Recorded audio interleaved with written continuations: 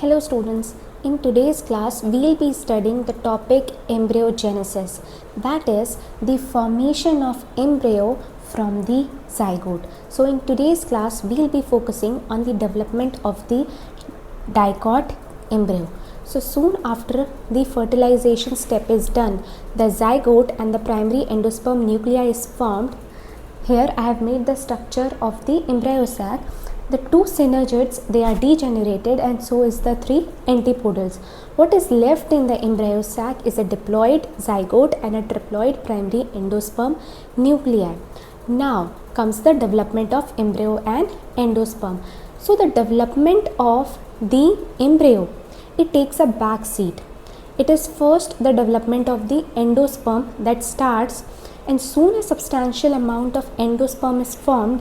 That is when the development of embryo, that is the process of embryogenesis, starts. So once the zygote it is formed, a polarity is established at the micropylar and at the chalazal ends. That is, later the micropylar side will have the root system and the chalazal end will have the shoot system. Okay. Now let's see how the zygote is transformed into the dicot embryo. Now let's see how a zygote is transformed into an embryo. So initially there is an asymmetric transverse division take place in the zygote. This results in the formation of two unequal cells. One large cell towards the micropylar end, I have labeled it as M. The one large cell towards the micropyle is called as the basal cell, and the one smaller cell towards the chalazal end is called as the apical cell. At this stage it is called as the two-celled proembryo. Now the fate of both the cells are pre-decided. The basal cell, it is vacuolated, and this is going to form the suspensor. Okay. Now the apical cell at the chalazal end, it has a dense cytoplasm, and this is going to form the embryo. Okay. So now next divisions that occur in both the cells, but I am showing you what happens first to the basal cell. Remember that the divisions are occurring simultaneously in both the cells. For clarity, I am showing what happens first in the basal cell. Okay, so in the basal cell there are several rounds of again transverse division. So after several rounds of transverse division, there is 6 to 10 cells long filamentous structure is formed, which we call as suspensor. Okay, the role of suspensor is that it absorbs the nutrients and it transfers to the developing embryo. Now what happens, the lowermost cell of the suspensor, it gets swelled.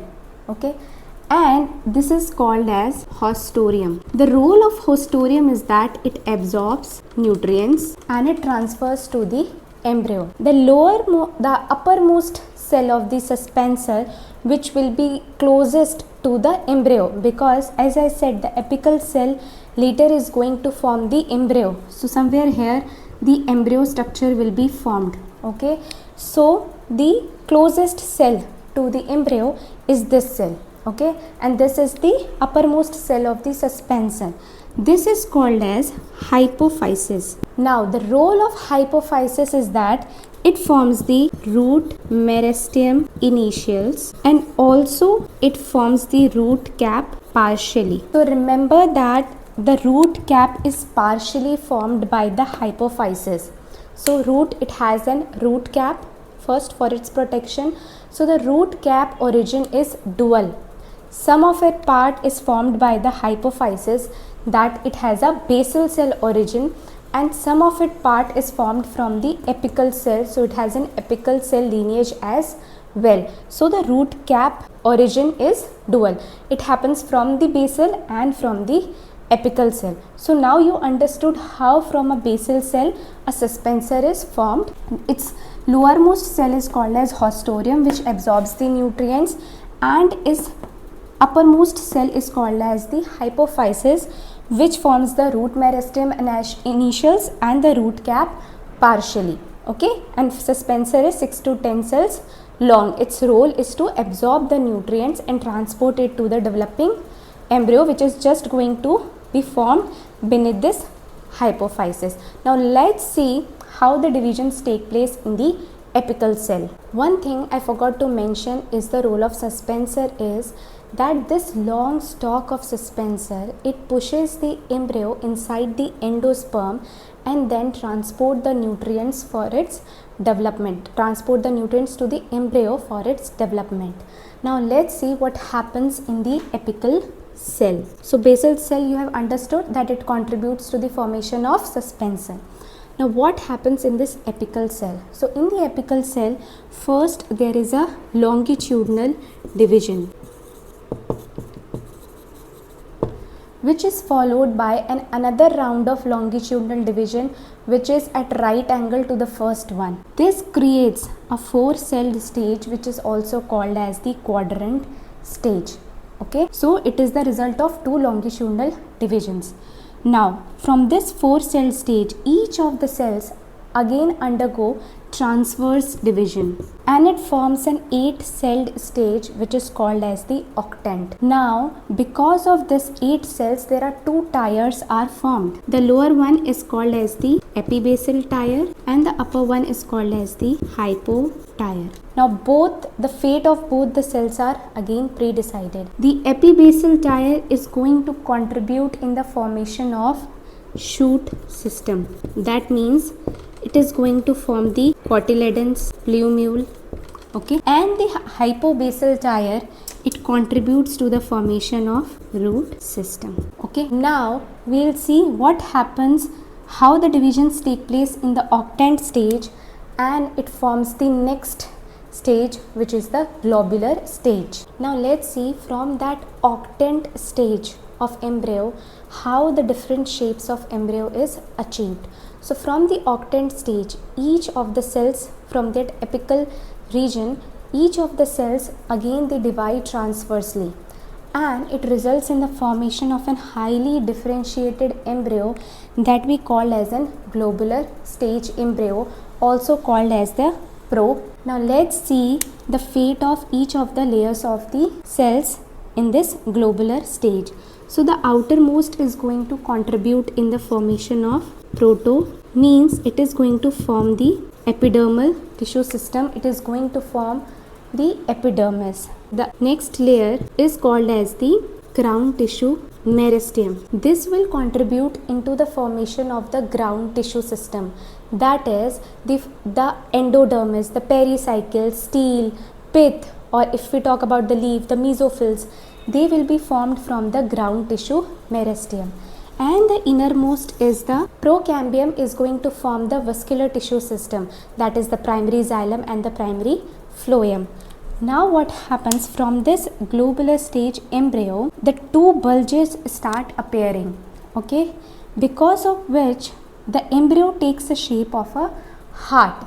Okay, so we call it as an heart-shaped embryo.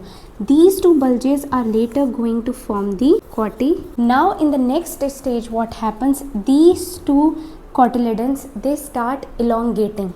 Okay, they start elongating, and because of which the embryo takes an cylindrical torpedo shaped structure. So at this stage we call it as a torpedo shaped embryo. So now we have the 2 cotyledons. We have 2 cotyledons. Here is the plumule and this is the radicle. Okay, this is the radicle. One thing that I have missed here is that this protoderm, ground tissue and procambium, it is all the part of the shoot system. Now these cells closer to the hypophysis, okay, these 2 cells, they form the root tip, and the uppermost cell to it, the hypophysis, is going to contribute in the formation of root cap. Okay, so that is how your torpedo shaped structure is totally achieved from the globular stage embryo. Next I will be talking about a detailed structure of the dicot embryo. Okay, so now this is the structure of a matured dicot embryo, where we have these 2 cotyledons. This is your, in the center we have the embryonal axis. Anything which is above the cotyledon, these two. So this is the embryonal axis. So anything which is above the cotyledon is called as epicotyle, and anything above the cotyledon is epicotyle, and below the cotyledon is hypo. Now the epicotyle will end up in forming the shoot system, and the hypocotyle will end up in forming the root system, that is the radicle. So here we have our plumule, here we have the radicle, the root system, and protecting that we have the root cap. So soon the embryo is completely matured, the suspensor is degenerated because its role is finished, so it is degenerated. We have an matured dicot embryo. So I hope you have understood the complete process of the formation of a mature dicot embryo from the zygote, and in my next video I will be talking about the process of the formation of monocot embryo. So again, next lecture will also be very important, so stay tuned, and if you like my video, please like, share and subscribe. Thank you for watching.